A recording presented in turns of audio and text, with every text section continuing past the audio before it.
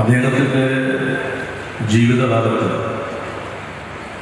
നമ്മുടെ നാട്ടിൽ നിന്ന ജാതി വ്യവസ്ഥയ്ക്കെതിരെ വർണ്ണാശ്രമത്തിനെതിരെ സ്ത്രീ സമത്വത്തിന് വേണ്ടി എല്ലാവർക്കും വിദ്യാഭ്യാസത്തിന് വേണ്ടി അദ്ദേഹം ശബ്ദം ചെയ്യുകയുണ്ടായി. ഒരുപക്ഷെ ഈ സമൂഹത്തിൽ അന്ന് നിലനിന്ന സാഹചര്യത്തെ അതിജീവിക്കാൻ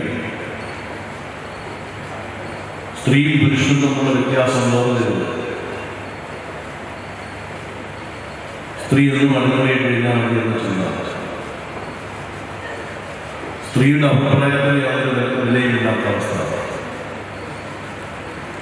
അവിടെയാണ് ചട്ടമ്പി സ്വാമികൾ സ്ത്രീ പുരുഷ സമത്വത്തിന് വേണ്ടി വാദിച്ചത്.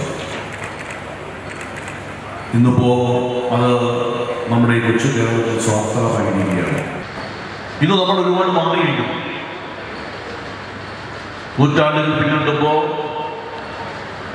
ചട്ടമ്പി സ്വാമികളുടെയും ശ്രീനാരായണ ഗുരുദേവന്റെയും മഹാത്മാ അയ്യങ്കാളിയുടെയും ഒക്കെ ആശയങ്ങൾ ഇന്ന് നമ്മുടെ നാട്ടിൽ സാർവത്രികമായി നടപ്പാക്കാൻ കഴിഞ്ഞു എന്നുള്ളത് ചട്ടമ്പി സ്വാമികൾ കൊടുത്തുവിട്ട ആ വിപ്ലവത്തിൻ്റെ ശകകൾ, ആ വെളിച്ചം സർവതല സ്പർശിയായി എല്ലാ മനുഷ്യരും ഏറ്റെടുത്തു എന്നുള്ളതാണ് നാം കാണേണ്ട ഒരു പ്രത്യേകത.